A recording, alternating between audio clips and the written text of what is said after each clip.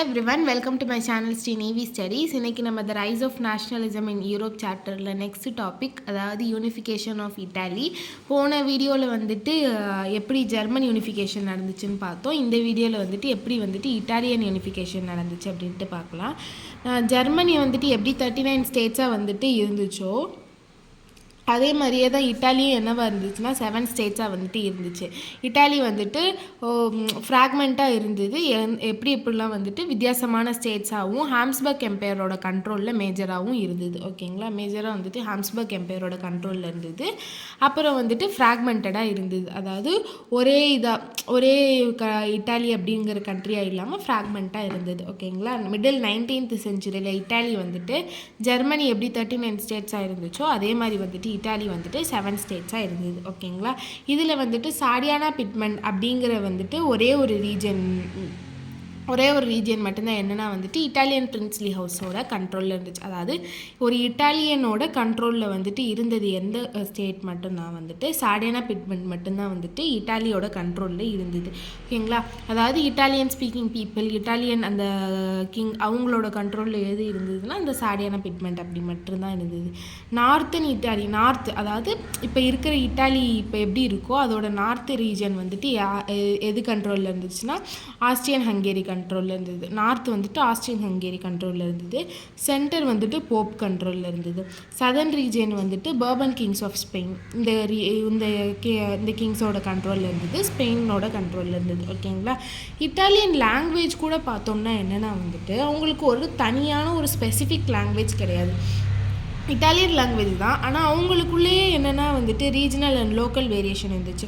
ஒவ்வொரு ஸ்லாங்கில் பேசுகிறது வித்தியாசமாக ஒவ்வொரு ரீஜியன்ஸ்லேயும் பேசினாங்க. ஒரே மாதிரி லாங்குவேஜ், ஒரே ஸ்லாங் இந்த மாதிரி இதில் பேசலை. ஓகேங்களா, இப்போ என்னதுன்னா வந்துட்டு 1830s என்ன ஆகுதுன்னா கசிபி மசினி இருக்கார் பார்த்தீங்களா, அதாவது நம்மளோட இட்டாலியன் ரெவல்யூஷனரி வீடியோவில் பார்த்துருப்போம். கசிபி மசினி இவர் வந்துட்டு நிறைய ப்ரோக்ராம்ஸ் வந்துட்டு ஸ்டார்ட் பண்ணுறாரு. கோஹரண்ட் அப்படின்ட்டு பார்த்தோம்னா வெல் ஆர்கனைஸ்ட் அப்படின்னு அர்த்தம். ஓகேங்களா,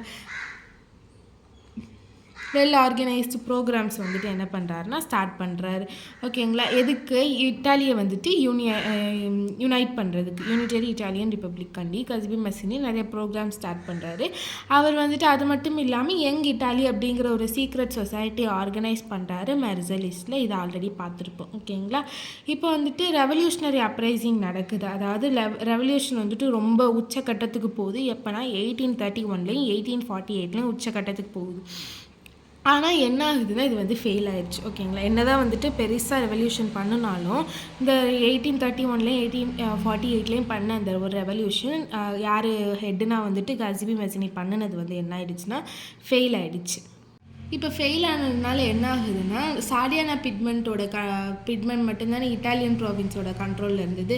அதோட கிங் யாராக இருந்தாங்கன்னா விக்டர் இமானுவேல் II அப்படிங்கிறவர் தான் வந்துட்டு கிங்காக இருந்தார். இப்போ என்ன ஆகுதுன்னா விக்டர் இமானுவேல் IIனால தான் மட்டும்தான் வந்துட்டு நம்மளோட இட்டாலியன் ஸ்டேட்ஸை வந்து யூனிஃபை பண்ண முடியும். 7 ஸ்டேட்ஸே வந்துட்டு சிங்கிள் கண்ட்ரியாக மாற்ற முடியும் அப்படின்ட்டு என்ன பண்ணுறாங்கன்னா மக்கள்லாம் வந்துட்டு விக்டர் இமானுவேல் IIட்ட போயிட்டு ஹெல்ப்புக்கு பண்ணுறாங்க. ஓகேங்களா, இப்போ வந்துட்டு விக்டர் இமானுவேல் II அவர் என்ன நினைக்கிறாருன்னா இட்டாலியை வந்து யூனிஃபை பண்ணோம்னா அது வந்து நம்மளோட எக்கனாமிக் டெவலப்மெண்ட்டுக்கும் பொலிட்டிக்கல் டாமினன்ஸ்க்கும் வந்துட்டு ஹெல்ப் ஆகும்.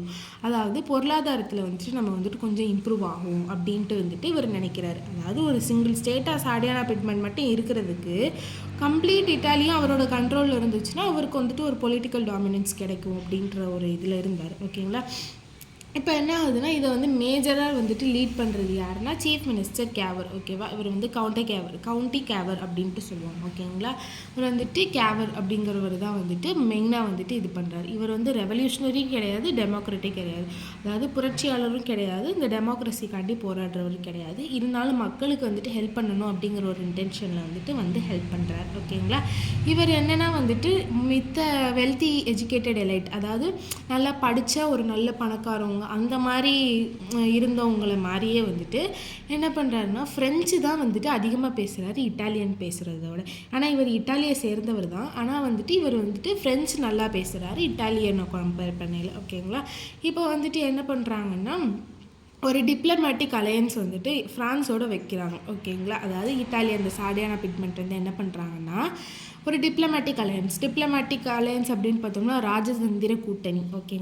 ஓகேங்களா, ராஜதந்திர கூட்டணி அப்படிங்கிறது தான் டிப்ளமேட்டிக் அலையன்ஸ். ஓகேங்களா, இப்போ வந்துட்டு எதோட வைக்கிறாங்க, ஃப்ரான்ஸ் கூட டிப்ளமேட்டிக் அலையன்ஸ் வைக்கிறாங்க, ஹெட்டட் பை கேவர். ஓகேங்களா, இப்போ என்னென்னா வந்துட்டு ஃப்ரான்ஸோட ஒரு அலையன்ஸ் வச்சுட்டு என்ன பண்ணுறாங்கன்னா, சாடியானா பிட்மெண்ட் என்ன பண்ணுறாங்கன்னா ஆஸ்ட்ரியாவை வந்துட்டு டிஃபீட் பண்ணிடுறாங்க 1859.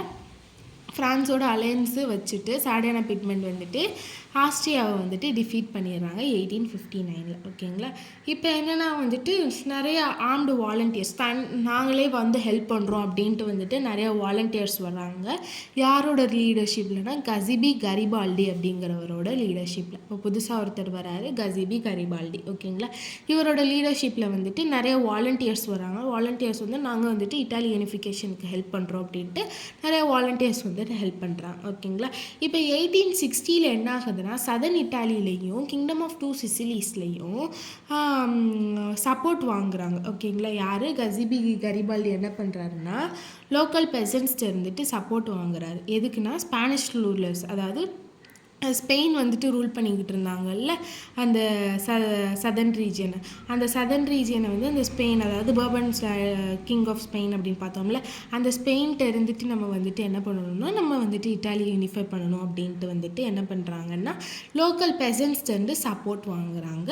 யார், நம்ம கசிபி கரிபால்டி. எந்தெந்த ரீஜியன்ஸ்லேருந்து, சதர்ன் இட்டாலியிலேருந்தும் கிங்டம் ஆஃப் 2 சிசிலிஸ்லேருந்தும். ஓகேங்களா, இப்போ என்ன ஆகுதுன்னா ஸ்பானிஷ் பெசன்ஸ்லேருந்து சப்போர்ட் வாங்கிட்டு ஸ்பானிஷ் ரூலர்ஸையும் வந்துட்டு துரத்தி அடிச்சிடுறாங்க, நீங்கள் எங்களுக்கு வேண்டாம் அப்படின்ட்டு.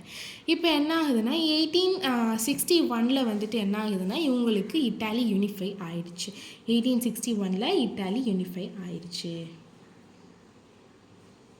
Italy unified. ஓகேங்களா, இப்போ என்ன ஆகுதுன்னா 1861 நம்மளோட சாடியானா பிட்மெண்ட்டோட கிங்காக இருந்தார்ல விக்டர் இமானுவேல் II, இவரே வந்துட்டு என்னென்னு பண்ணுறாங்கன்னா கிங்காக மாற்றிடுறாங்க. எதுக்கு, யுனைடெட் இட்டாலிக்கு கிங்காக மாற்றிடுறாங்க. ஓகேங்களா, இப்போ என்ன தான் இருந்தாலும் வந்துட்டு இந்த மக்கள் வந்துட்டு கொஞ்சம் படிப்பறிவு கம்மியாக இருந்தாங்க. ஓகேங்களா, இல்லிட்ரேட் வந்துட்டு அதிகமாக இருந்தாங்க.